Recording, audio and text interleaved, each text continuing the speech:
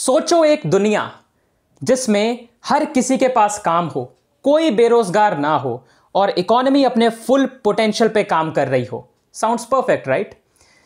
पर classical economists का भी यही मानना था कि फुल एम्प्लॉयमेंट एक इकोनॉमी में रहती है और इकोनॉमी को अगर फ्री मार्केट पे छोड़ दिया जाए तो अपने आप को एडजस्ट करके इकोनॉमी फुल एम्प्लॉयमेंट अचीव कर ही लेती है।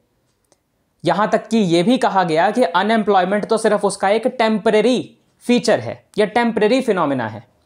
तो चलो इसके बारे में थोड़ा और डिटेल में समझते हैं।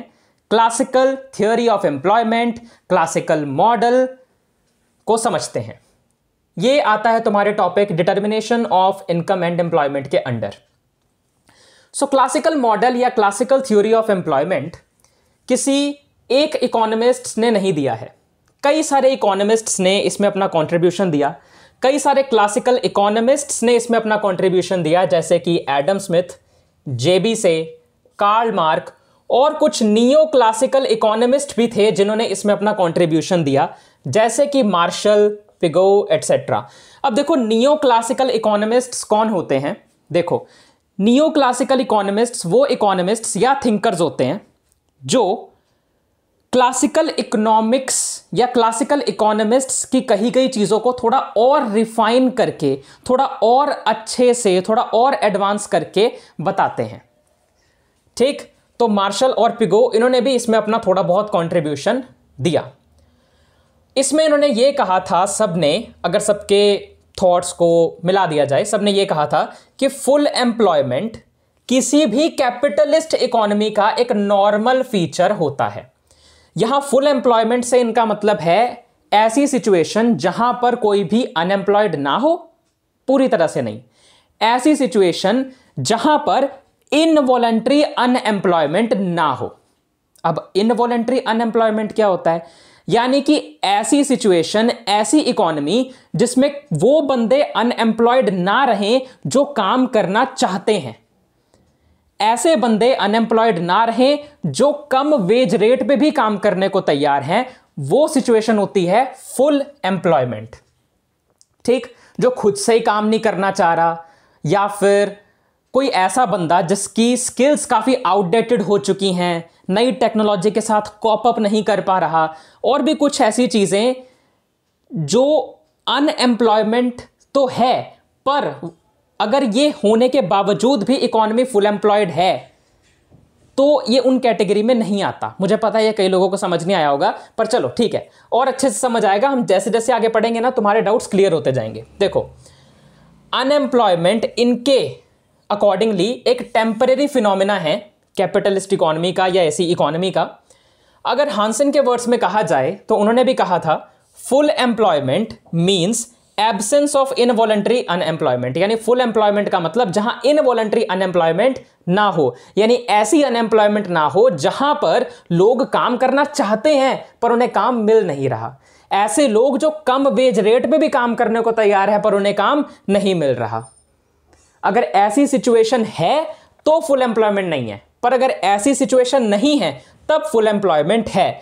अब ऐसी कौन सी तरह की अनएम्प्लॉयमेंट होती हैं जिनके होने के बावजूद भी इकोनॉमी फुल एम्प्लॉयड होती है या फुल एम्प्लॉयमेंट इकोनॉमी में होती है, वो हम यहां पे देखेंगे।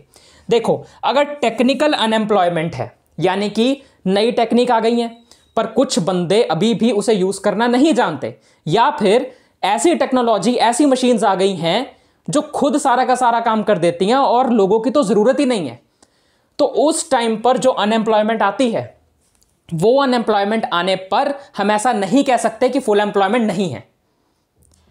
ठीक है ना? उसके बाद स्ट्रक्चरल अनएम्प्लॉयमेंट। स्ट्रक्चरल अनएम्प्लॉयमेंट है जब किसी बंदे की स्किल्स आउटडेटेड हो जाएं। जैसे कोई एक बंदा है जो टाइपराइटर बहुत ज्यादा तेज यूज करना जानता है, उसमें स्किल्ड है वो, पर अब तो कीबोर्ड आ गए हैं और वो कीबोर्ड को अच्छे से उसकी कीज प्रेस करना नहीं जानता, कौन सी की कहां पर है उसको ऐसे याद नहीं है दिमाग में, तो मतलब उसकी स्किल आउटडेटेड हो चुकी है, स्ट्रक्चर बदल चुका है। तो इस वजह से जो बंदा अनएम्प्लॉयड हो जाए वो फुल एम्प्लॉयमेंट वाली कैटेगरी में नहीं आता। यानी अगर इस वजह से अनएम्प्लॉयड कोई बंदा हो जाए तो भी फुल एम्प्लॉयमेंट हो सकती है। उसके बाद है सीजनल अनएम्प्लॉयमेंट। या देखो, सीजनल अनएम्प्लॉयमेंट ये है जब जैसे जैसे सीजन चेंज होते हैं ना, लोगों का टेस्ट भी चेंज होता है। फॉर एग्जाम्पल, आइसक्रीम ज्यादातर ठंड में लोग नहीं खाते। हाँ, अब कई ऐसे महानुभाव होंगे जो खाते हैं, जिन्हें अच्छी लगती है, उनके बारे में मैं कुछ नहीं कह सकता, एक्सेप्शंस आर ऑलवेज देयर, पर ज्यादातर लोग आइसक्रीम नहीं खाते हैं। सो इस वजह से क्या होता है कि जो आइस फैक्ट्रीज है ना कई सारी, वो ठंड में बंद हो जाती हैं या कुछ टाइम के लिए कहो तो पॉज हो जाती हैं, है ना। सो वो आइस फैक्ट्रीज बंद हो जाना एक विंटर के सीजन में, मतलब समझ रहे हो ना कि अब सीजन चेंज हो गया, लोगों का टेस्ट चेंज हो गया। सो उस वजह से जो अनएम्प्लॉयमेंट आई वो भी इसकी कैटेगरी में नहीं आती। यानी अगर सीजनल अनएम्प्लॉयमेंट है तो भी फुल एम्प्लॉयमेंट हो सकती है। ठीक, उसके बाद फ्रिक्शनल अनएम्प्लॉयमेंट। फ्रिक्शनल अनएम्प्लॉयमेंट क्या होती है? देखो, फ्रिक्शनल अनएम्प्लॉयमेंट वो अनएम्प्लॉयमेंट की कैटेगरी है जिसमें एक बंदा जॉब छोड़ देता है और नई जॉब मिलने तक बीच में जितने टाइम वो अनएम्प्लॉयड रहा वो होती है फ्रिक्शनल अनएम्प्लॉयमेंट। जैसे एक सॉफ्टवेयर इंजीनियर है, उसने ये किया, एक कंपनी में उसे जॉब मिल गई, पर अब उसे वो कंपनी का एटमॉस्फेयर अच्छा नहीं लग रहा, उसने वो जॉब छोड़ दी। तो वो जॉब छोड़ने के बाद अगली जॉब उसे 3 महीने बाद मिली। तो ये जो जॉब छोड़ने के बाद वो 3 महीने में अनएम्प्लॉयड रहा, वो वाला टाइम जिसमें वो अनएम्प्लॉयड था, उसे कहते हैं फ्रिक्शनल अनएम्प्लॉयमेंट। और अगर ऐसी अनएम्प्लॉयमेंट है तब भी हम ये कह सकते हैं कि इकोनॉमी फुल एम्प्लॉयमेंट की सिचुएशन में है। ये अनएम्प्लॉयमेंट्स होने के बावजूद भी इकोनॉमी फुल एम्प्लॉयमेंट में हो सकती है। उसके बाद वॉलंटरी अनएम्प्लॉयमेंट। वॉलंटरी अनएम्प्लॉयमेंट होती है जैसे कोई बंदा खुद ही अनएम्प्लॉयड हो जाए। जैसे कि अब वही एग्जाम्पल पकड़ते हैं जो हमने पहले लिया था सॉफ्टवेयर इंजीनियर वाला, कि एक सॉफ्टवेयर इंजीनियर है जिसने अपनी जॉब छोड़ दी, अब उसे कोई जॉब मिल ही नहीं रही है, उसने अपनी मर्जी से वो जॉब छोड़ी है ना, वो जॉब करना ही नहीं चाह रहा है, तो ये उसकी खुद की चॉइस है। तो इसे कहते हैं वॉलंटरी अनएम्प्लॉयमेंट। अगर ये अनएम्प्लॉयमेंट है तब भी फुल एम्प्लॉयमेंट सिचुएशन हो सकती है इकोनॉमी में। बस एक इनवॉलंटरी अनएम्प्लॉयमेंट ही ऐसी अनएम्प्लॉयमेंट की कंडीशन है कि अगर ये हुई तो इकोनॉमी फुल एम्प्लॉयमेंट की कैटेगरी में नहीं है, तो इकोनॉमी फुल एम्प्लॉयड नहीं है। इनवॉलंटरी अनएम्प्लॉयमेंट मतलब मैं बार बार बता चुका हूं, फिर बता रहा हूं, ऐसी सिचुएशन जिसमें लोग काम करना चाहते हैं पर उन्हें काम नहीं मिल रहा, वो एग्जिस्टिंग वेज रेट पर, कम वेज रेट पर भी काम करने को तैयार है पर उन्हें काम नहीं मिल रहा। अगर ऐसी सिचुएशन है तो इकोनॉमी फुल एम्प्लॉयमेंट की कैटेगरी में लाए नहीं करती है।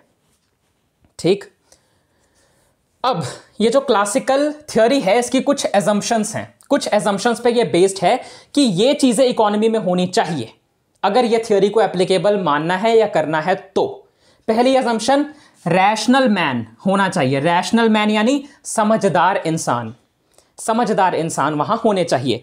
फॉर एग्जाम्पल, अगर तुम कहीं पर भी मोबाइल खरीदने जाते हो तो सिर्फ मोबाइल देखते खरीद थोड़ी लेते हो, तुम उसकी क्वालिटी चेक करते हो, उसकी कैमरा क्वालिटी चेक करते हो, उसकी स्टोरेज देखते हो, उसकी रोम देखते हो, रैम देखते हो, साथ ही साथ तुम ब्रांड भी देखते हो, उसके बाद जाके डिसाइड करते हो कि तुम्हें ये वाला फोन लेना है ना। तो तुम समझदार हो।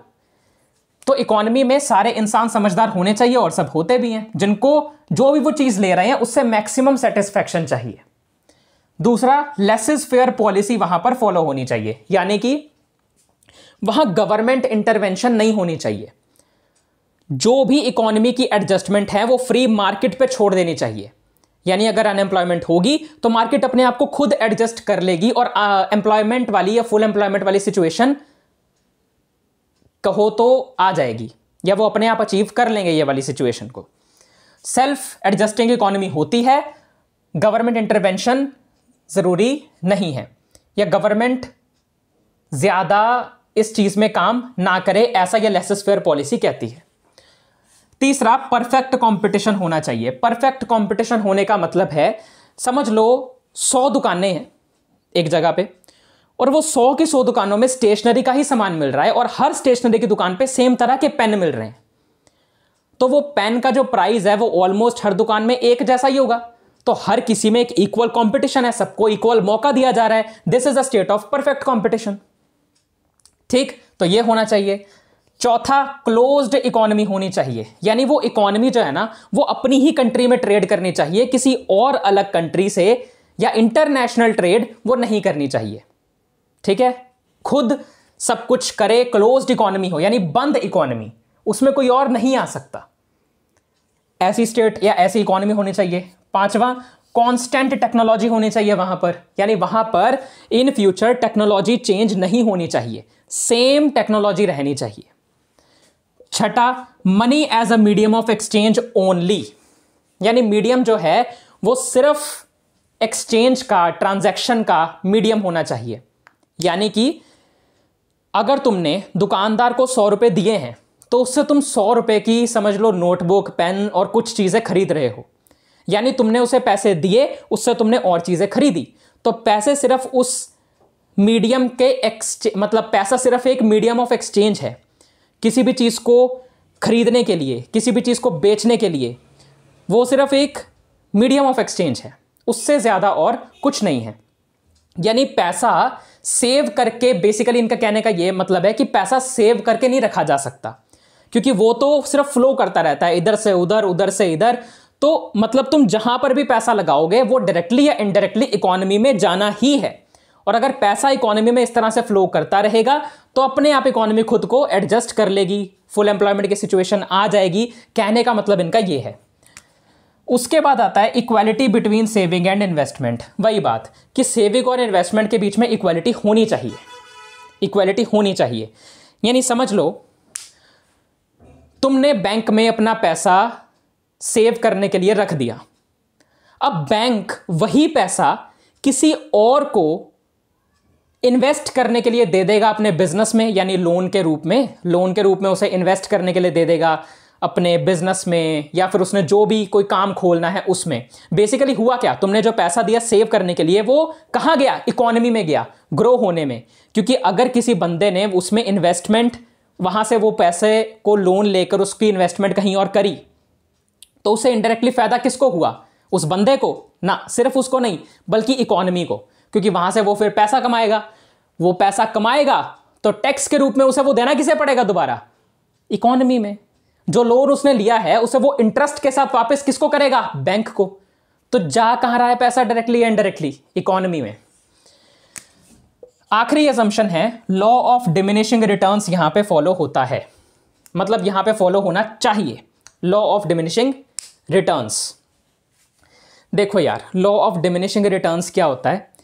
फॉर एग्जाम्पल, तुम जब इनपुट बढ़ाते जाओगे ना, एक टाइम ऐसा आएगा कि इनपुट बढ़ाते बढ़ाते बढ़ाते बढ़ाते आउटपुट उल्टा कम होना शुरू हो जाएगा, प्रोडक्टिविटी उल्टा कम होनी शुरू हो जाएगी।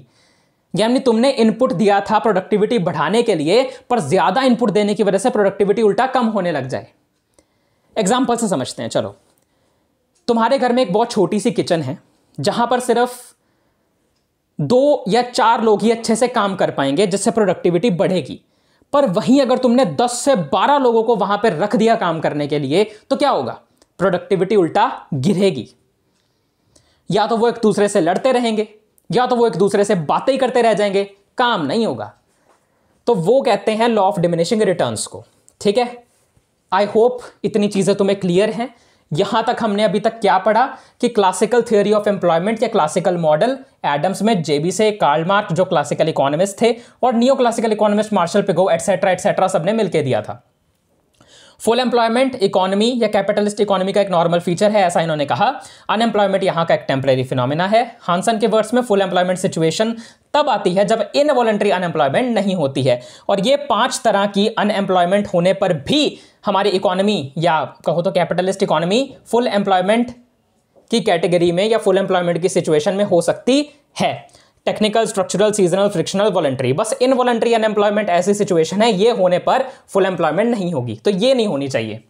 असम्पशंस क्या है इसकी, रैशनल मैन, समझदार इंसान होना चाहिए, laces fair policy, government intervention नहीं होनी चाहिए, परफेक्ट कंपटीशन होना चाहिए, सबको इक्वल मौका मिलना चाहिए, क्लोज्ड इकोनॉमी, खुद की कंट्री में ट्रेड करना है, बाहर वालों के साथ नहीं करना है, कांस्टेंट टेक्नोलॉजी होनी चाहिए, बदलनी नहीं चाहिए टेक्नोलॉजी, मनी सिर्फ एक एक्सचेंज का माध्यम या मीडियम होना चाहिए, सेविंग और इन्वेस्टमेंट में इक्वालिटी बनी रहनी चाहिए, और डिमिनिशिंग रिटर्न्स के लॉ को भी मद्देनजर रखना चाहिए या रखना होगा। ठीक, बहुत सारे एग्जांपल्स के थ्रू बहुत अच्छे से मैंने समझाने की कोशिश की है। आई होप तुम्हें समझ आया हो। अब हम इसके आगे करेंगे थोड़ा डिटर्मिनेशन ऑफ आउटपुट वगैरह के बारे में। कुछ टॉपिक्स और बचे हैं अभी इसी मॉडल या इसी थियोरी के अंडर, जैसे हम आगे पढ़ते हैं। तब तक के लिए इतना नोट करना चाहो तो कर सकते हो, मैं साइड हो जाता हूं। चलो अब हम थोड़ा सा और आगे बढ़ते हैं और अगला जो कॉन्सेप्ट है इसी मॉडल का, इसी थियोरी का, वो करते हैं। क्या कहता है, देखो, determination of output and employment. अब आउटपुट और एम्प्लॉयमेंट को डिटरमाइन करने के लिए कुछ चीजें हम और पढ़ेंगे। देखो, सबसे पहले तो ये डायग्राम को जरा ध्यान से देखना। यहां पे हमने एक्स एक्सिस पे क्या लिया है, level of employment. Y axis पे क्या लिया है, प्रोडक्शन या कितनी आउटपुट हुई है वो। इसके जरिए बताना क्या चाह रहा हूं मैं कि देखो, जब N1 नंबर ऑफ लोगों को एम्प्लॉय किया गया, उन्हें एम्प्लॉयमेंट दी गई, तो उससे आउटपुट Q1 आया या उससे Q1 प्रोडक्शन हुई। ठीक है, उसके बाद मैंने NF तक और ज्यादा एम्प्लॉयमेंट्स जनरेट करी, जिससे इकोनॉमी फुल एम्प्लॉयमेंट की सिचुएशन में आ गई। फुल एम्प्लॉयमेंट की सिचुएशन अचीव हो गई। उस टाइम पर जो आउटपुट था वो इतना आ रहा था, QF। उसके बाद क्या हुआ, मैंने फुल एम्प्लॉयमेंट के बाद भी और ज्यादा जबरदस्ती एम्प्लॉयमेंट करने की कोशिश करी और लोगों को अपने साथ जोड़ने की कोशिश करी, ये सोचते हुए कि शायद अब प्रोडक्टिविटी या प्रोडक्शन या आउटपुट और बढ़ेगा। तो मैंने और ज्यादा लोगों को एम्प्लॉय कर दिया। तो हुआ क्या, उससे आउटपुट आया Q2।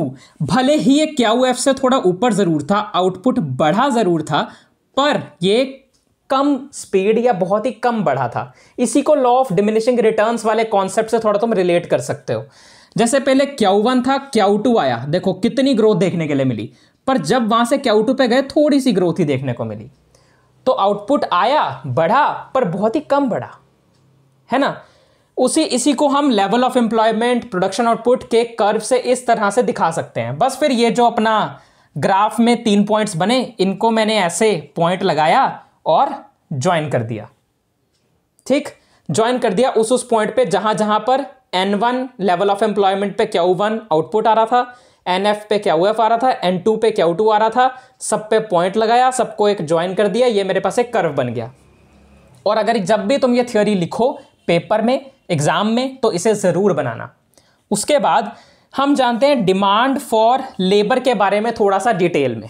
ठीक है, कि लेबर की डिमांड के ऊपर इसका क्या कहना है। ये लाइन मैं पढ़ूंगा, पर पहले तुम्हें एक एग्जांपल समझाऊंगा। ठीक है, इस एग्जांपल के जरिए ना हम 2 कॉन्सेप्ट्स को जानेंगे।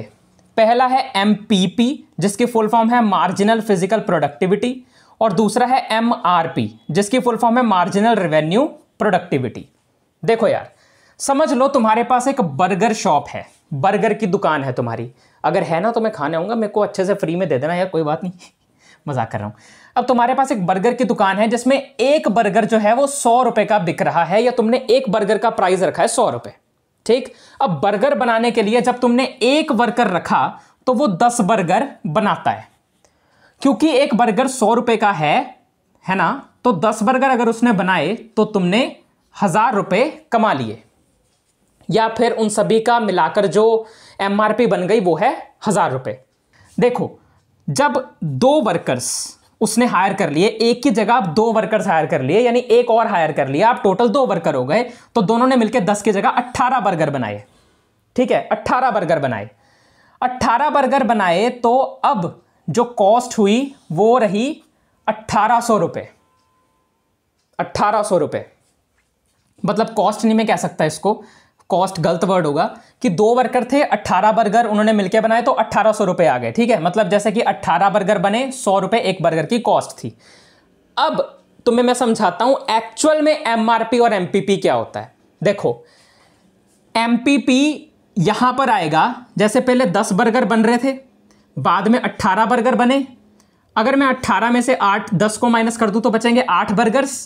तो ये जो 8 बर्गर्स बने हैं ना भाई, ये है तुम्हारा MPP। कैसे? देखो, MPP की डेफिनेशन क्या होती है कि कोई भी वो एडिशनल आउटपुट आना जब तुम एक और यूनिट ऑफ लेबर को, एक और यूनिट ऑफ कैपिटल को एम्प्लॉय कर लो, बाकी सारे चीजों को कांस्टेंट रख के, बाकी सारे फैक्टर्स को कांस्टेंट रख के। यानी कि यहां पर तुमने क्या किया कि एक और यूनिट ऑफ लेबर जो है वो बढ़ा दी, जिससे आउटपुट 8 बर्गर्स की बढ़ गई। तो जितनी आउटपुट एक और यूनिट एम्प्लॉय करने से बढ़ती है वो एमपीपी है। यानी यहां पर 18 एमपीपी नहीं है, एमपीपी यहां पे 8 है जो बढ़ी है। 10 तो पहले से ही थी ना, अब 18 हो गई, यानी 8 बढ़ी है। तो एमपीपी 18 नहीं 8 है। आया समझ में? और वैसे ही अगर मैं बोलूं एमआरपी, एमआरपी क्या है? एमआरपी जो है वो एक्चुअल में इस केस में तो 1000 है, पर इस केस में एमआरपी 800 है।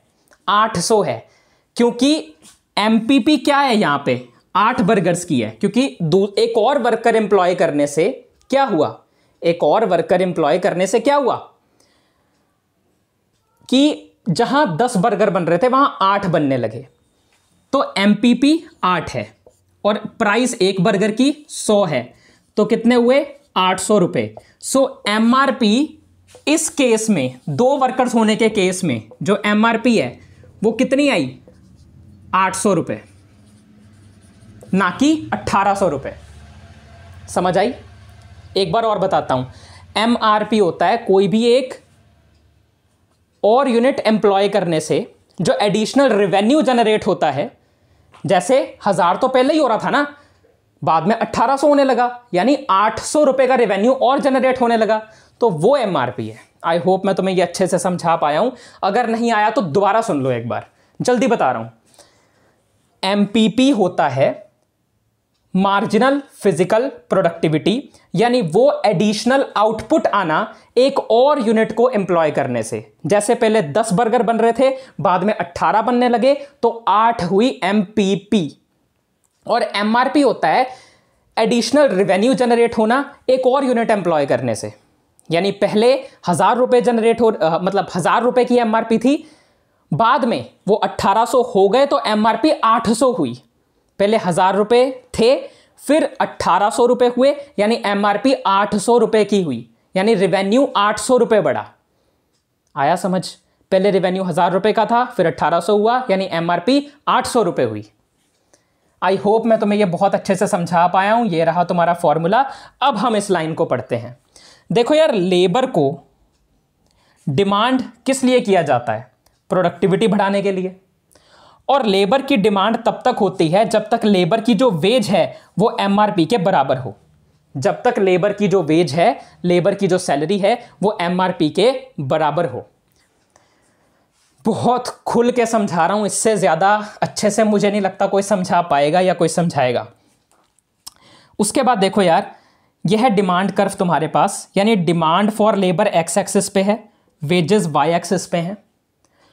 और डिमांड फॉर लेबर और वेजेस का नेगेटिव रिलेशन होता है, यानी डिमांड फॉर लेबर बढ़ेगी तो वेजेस घटेंगी, वेजेस बढ़ेंगी तो डिमांड फॉर लेबर घटेगी। Negative relation. Supply of labour की अगर मैं बात करूं तो सप्लाई ऑफ लेबर और वेजेस के बीच में पॉजिटिव रिलेशन होता है, यानी लेबर की सप्लाई बढ़ेगी तो वेजेस भी बढ़ेंगे, वेजेस घटेंगे तो सप्लाई ऑफ लेबर भी घटेगी। सेम है, पॉजिटिव रिलेशन। आई होप कि तुम्हें ये सब चीज़ें अब समझ आ गई हों। अब सिर्फ 2 चीज़ें करने वाली रह गई हैं इस थ्योरी की, दैट इज इसके क्रिटिसिज्म्स और इसके कंक्लूजन। बस इसके बाद ये थ्योरी कंप्लीट हो जाएगी। इतना नोट करना चाहो तो कर सकते हो, वैसे अगर तुम कहो तो रिवाइज करवा दूं। एक बार रिवाइज करवा देता हूं। सबसे पहले हमने पढ़ा determination of output and employment के अंदर लेवल ऑफ एम्प्लॉयमेंट और प्रोडक्शन या आउटपुट का रिलेशन, जिसमें हमने देखा कि पहले लेवल ऑफ एम्प्लॉयमेंट N1 था तो प्रोडक्शन Q1, NF था तो QF, N2 था तो Q2। प्रोडक्शन पहले ज़्यादा बढ़ी, फिर थोड़ी बढ़ी, ज़्यादा नहीं बढ़ पाई। डिमांड फॉर लेबर के अंदर हमने MRP के बारे में समझा, MPP के बारे में समझा, उनका फॉर्मूला देखा, और हमने देखा कि लेबर सिर्फ तभी तक डिमांड करी जा सकती है, तभी तक उन्हें और हायर किया जा सकता है जब तक उनकी वेजेस MRP के बराबर रही हों। और MRP का फॉर्मूला होता है MPP इंटू प्राइस। ठीक है, इससे वैसे तुम एक और फॉर्मूला निकाल सकते हो क्या? चलो वो बात की बात है। डिमांड फॉर लेबर और वेजेस जब तुम इसका ग्राफ बनाते हो तो इनका नेगेटिव रिलेशन आता है, सप्लाई ऑफ लेबर के बीच में पॉजिटिव रिलेशन आता है। ठीक है, डायग्राम इसका एक और डायग्राम है, वो मैं तुम्हें अभी आगे बताता हूं, और साथ ही में फिर criticism, then conclusion, then complete हो जाएगा। चलो नोट करो। नोट करो। चलो अब हम थोड़ा सा और आगे बढ़ते हैं और इसे कंप्लीट करते हैं। फाइनली हम थ्योरी की बिल्कुल एंड पे आ चुके हैं। यार देखो, अगर इकोनॉमी में प्रोडक्शन हाई हो, वेजेस स्टेबल हो, डिमांड और सप्लाई ऑफ लेबर बैलेंस्ड हो, तो इन सिचुएशंस में हम कह सकते हैं कि फुल एम्प्लॉयमेंट होती है। फुल एम्प्लॉयमेंट की सिचुएशन होती है उस इकोनॉमी में। तो ये तो मैंने तुम्हें लिख के बता दिया। अब डायग्राम से कैसे बताओगे? प्रोडक्शन हाई होनी चाहिए, वेजेस स्टेबल होने चाहिए, डिमांड और सप्लाई ऑफ लेबर बैलेंस होनी चाहिए। तो यहां पर demand of labour, supply of labour, पहले डायग्राम करवाया था ना, ये demand of labour, supply of labour का डायग्राम एक ही ग्राफ पे बनाया, दोनों को बैलेंस करवा दिया, दोनों एक दूसरे को इस एक पॉइंट पे इंटरसेक्ट कर रहे हैं, काट रहे हैं, कॉमन है। तो यहां पर मैंने पॉइंट ले लिया NF, उसके आगे WS वाला पॉइंट जहां पे उनके वेजेस हैं, यानी कि इस पॉइंट पर जो वेजेस हैं वो WS है, और इस पॉइंट पर जो डिमांड ऑफ लेबर या सप्लाई ऑफ लेबर है वो ये है।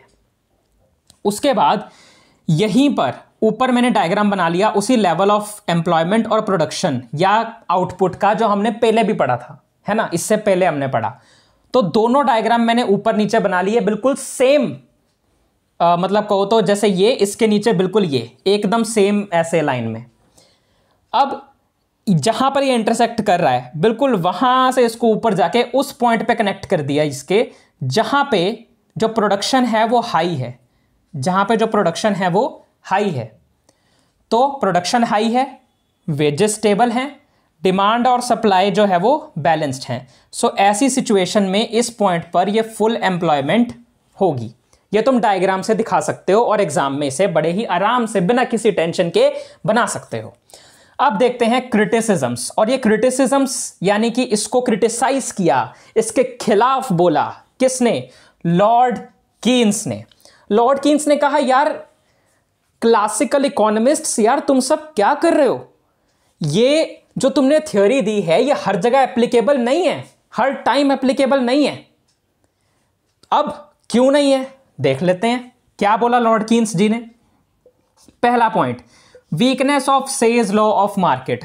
अब देखो यार, सेज लॉ ऑफ मार्केट जो है ना, हमारा ये जो क्लासिकल थ्योरी है कहीं ना कहीं ये सेज लॉ ऑफ मार्केट पर भी बेस्ड है, यानी ये भी इसकी एक फाउंडेशन है। सेज लॉ ऑफ मार्केट कहती है supply creates its own demand, यानी अगर तुम चीजों की सप्लाई बढ़ाओगे सॉरी, तो उसकी डिमांड ऑटोमेटिकली बढ़ जाएगी। फॉर एग्जाम्पल, तुम ये समझ रहे हो कि एक स्टोर है जहां पर बहुत सारे सिर्फ फोन बिकते हैं, और वो स्टोर में क्या है कि 100 फोन आ जाते हैं, सप्लाई बढ़ गई, क्या उससे डिमांड भी बढ़ जाएगी? अगर किसी एक स्टोर में जहां पे 10-15 फोन रोज के बिक रहे हैं उसमें तुमने 100 फोन ले आके रख दिए, तो क्या उसकी डिमांड बढ़ गई? नहीं। अगर लोगों के पास इतने सारे वो फोन लेने के लिए पैसा ही नहीं होगा, इतने महंगे फोन लेने के लिए पैसा ही नहीं होगा, तो कहां से बिकेंगे वो, है ना? तो ऐसा हमेशा नहीं हो सकता कि तुमने अगर सप्लाई बढ़ाई तो उससे डिमांड बढ़ेगी ही बढ़ेगी। हर केस में एप्लीकेबल नहीं है ये, पहली क्रिटिसिज्म। दूसरी, employment cannot be increased by general money wage cut. अब देखो यार, क्लासिकल थ्योरी में या क्लासिकल इकोनॉमिस्ट्स ने क्या कहा था कि अगर फुल एम्प्लॉयमेंट की सिचुएशन इकोनॉमी में नहीं है तो इकोनॉमी या फ्री मार्केट अपने आप को ऑटोमेटिकली एडजस्ट कर लेगी उस हिसाब से जिससे फुल एम्प्लॉयमेंट की सिचुएशन हो जाए या आ जाए। और वो होगा कैसे? 3 चीजें हैं, वेज रेट, प्राइसेस और रेट ऑफ इंटरेस्ट। ये 3 चीजें इस तरह से चेंज होंगी कि दोबारा से फुल एम्प्लॉयमेंट की सिचुएशन आ जाए। यानी कि वो कह रहे हैं, समझ लो 2 बंदे हैं जिनको एम्प्लॉयमेंट प्रोवाइड करनी है, और एक बंदा बहुत ज़्यादा वेजेस या बहुत ज़्यादा सैलरी ले रहा है, तो किसी दूसरे बंदे को एम्प्लॉय करने के लिए उस पहले बंदे की सैलरी आधी कर दो, ताकि आधी सैलरी इसको मिले और आधी उसको मिले, इससे एम्प्लॉयमेंट बढ़ जाएगी। यानी कि वेजेस जो ऑलरेडी काम कर रहे हैं बंदे, उनकी वेजेस को कट करो और नए एम्प्लॉयज को हायर करो, जिससे एम्प्लॉयमेंट बढ़ जाएगी।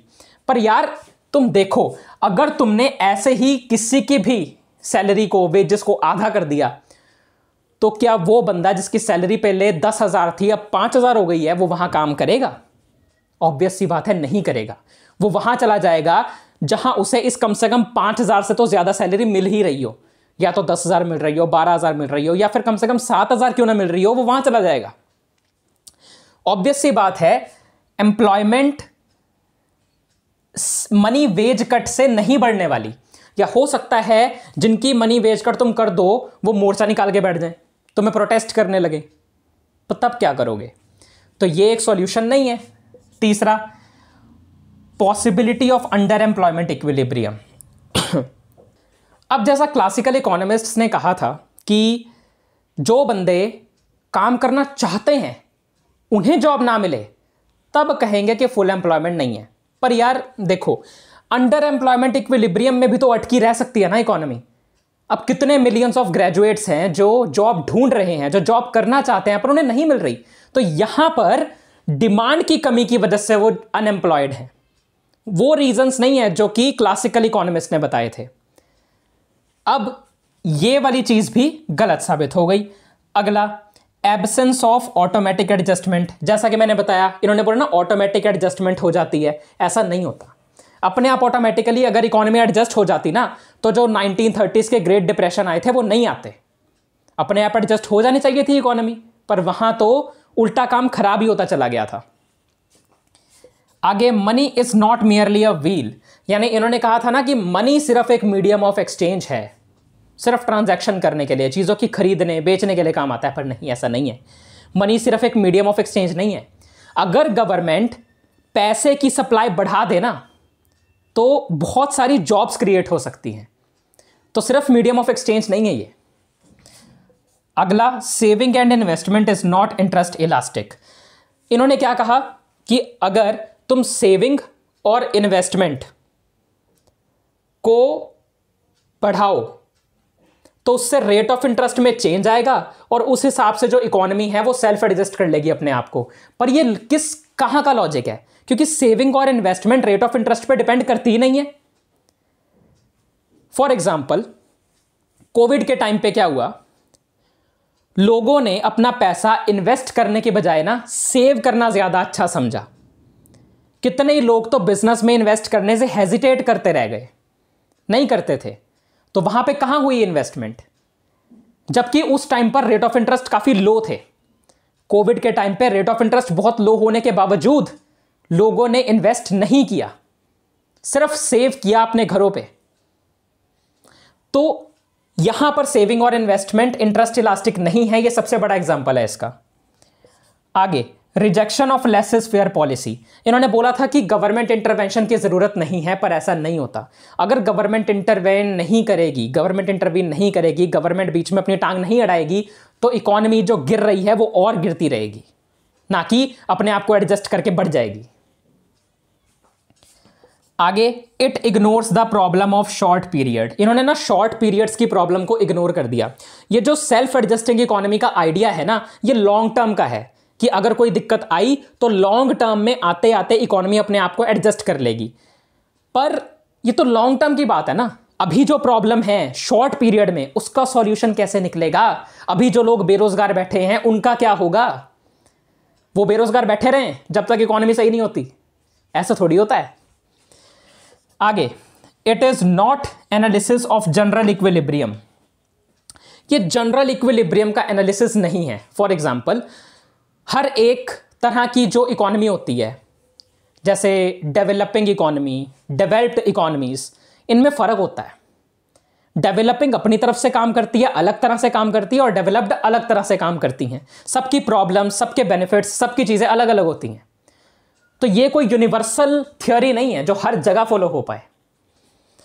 आगे, deals only with a special case. वही सेम चीज कि ये सिर्फ एक स्पेशल केस के साथ डील करती है, यूनिवर्सल नहीं है, हर जगह फॉलो नहीं हो सकती है।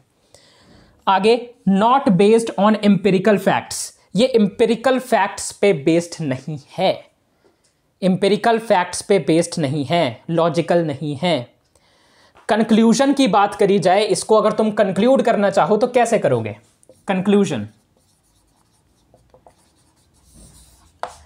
कंक्लूजन में तुम ये कह सकते हो कि ये जो थ्योरी है ये काफ़ी अनरियलिस्टिक है, क्योंकि ये काफ़ी अनरियलिस्टिक एजम्पशंस पे बेस्ड है। ये एक्चुअल में हमारी मॉडर्न जो इकोनॉमीज़ हैं उसमें लागू नहीं होती, क्योंकि अगर हम यहां पर इस चीज़ को इंप्लीमेंट करने लगे तो इकोनॉमी और उल्टा नीचे गिरती जाएगी। बस कंक्लूजन में तुम ये कह सकते हो अनरियलिस्टिक एजम्पशन पे बेस्ड है, अनरियलिस्टिक काफ़ी थियोरी है, मॉडर्न वर्ल्ड में इसे फॉलो ज़्यादा नहीं किया जा सकता।